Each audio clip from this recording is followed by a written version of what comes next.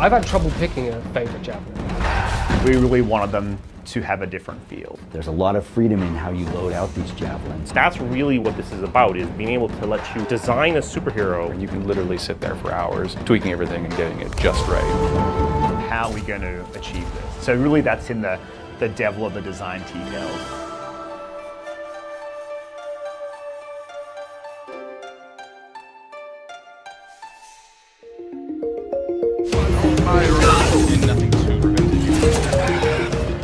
So I've played a lot of RPGs, as you might imagine.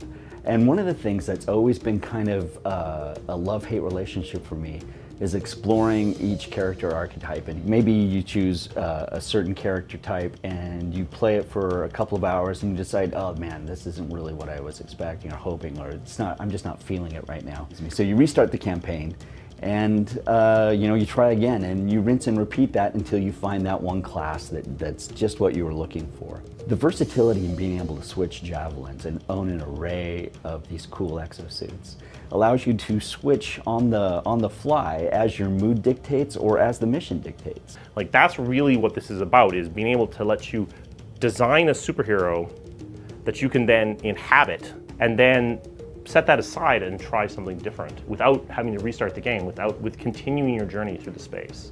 So starting from a base of just kind of classic RPG character archetypes, we started to think about these javelin exosuits and what would make a cool hero, what would make a cool character. And then we started just kind of fleshing those avatars out. Well, who would be the fighter? Well, that's going to be the ranger.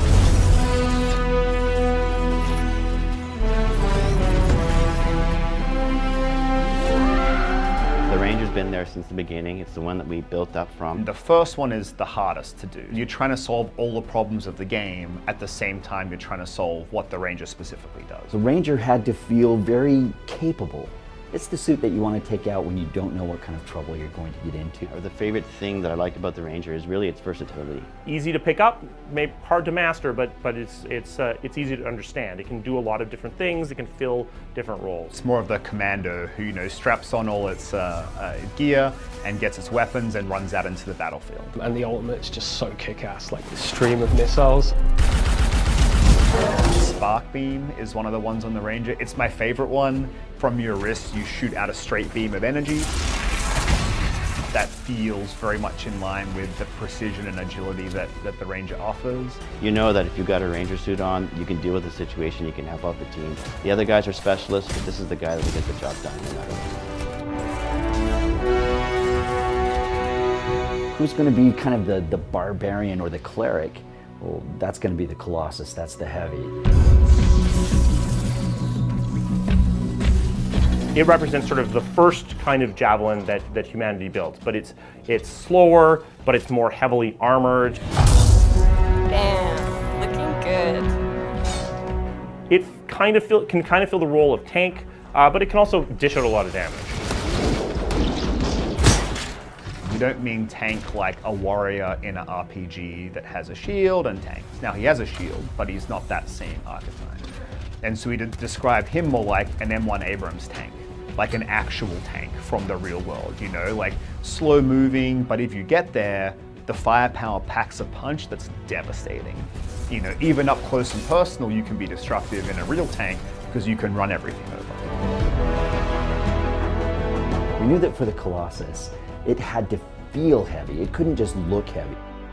And so getting it just right from the way that its footsteps work, to how the controller rumbles, to its sound design, and the types of weapons and gear pieces that you can mount to it, all of that had to feel just right.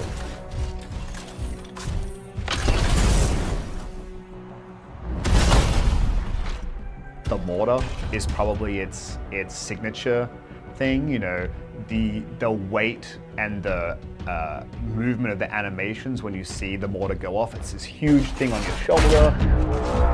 It's clearly too big and heavy for any of the other suits. I think that fits it perfectly. My favorite ability is the Super Smash, where you just punch the ground and all the enemies in front of you just fly out and you're knocked over. It feels very gratifying. I really like taking the electric Tesla ability, which means basically anything that comes near me is going to get electrocuted as well. And then I'll pick a flamethrower up as well, so that I can like combo off myself. But it also means that when I'm playing with buddies, I'm just walking set up for other people to combo off me, and I'm taking a lot of the heat off them. So it's really about a teamwork setup. If you want to be the Colossus, but you're also kind of that guy who likes to be a healer maybe in MMOs, then you can build your Colossus in a way that really allows you to do that really well. So that versatility, that freedom is super powerful, and that's something we wanted to give our players as a means to unlock their own expression, their own desire, and how they wanted to approach it.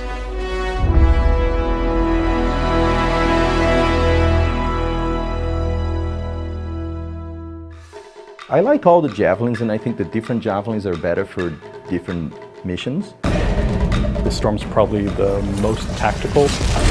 And the Interceptor is the most nimble, most quick. The smoke bomb zipping around in the back lines. Oh, it's great. It's power overwhelming.